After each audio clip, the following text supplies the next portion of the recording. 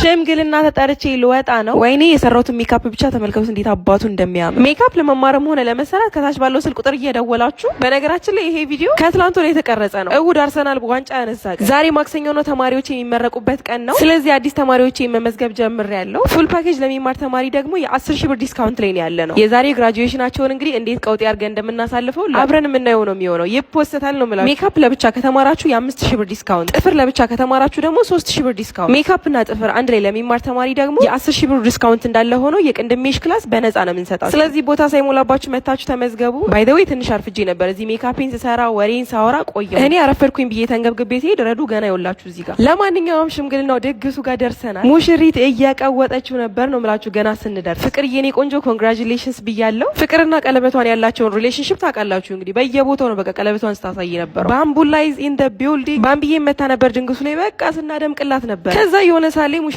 ቀይር ብላ መጣችብን። ይወት እንዴት አባቷ እንደምታምር አወጣችው።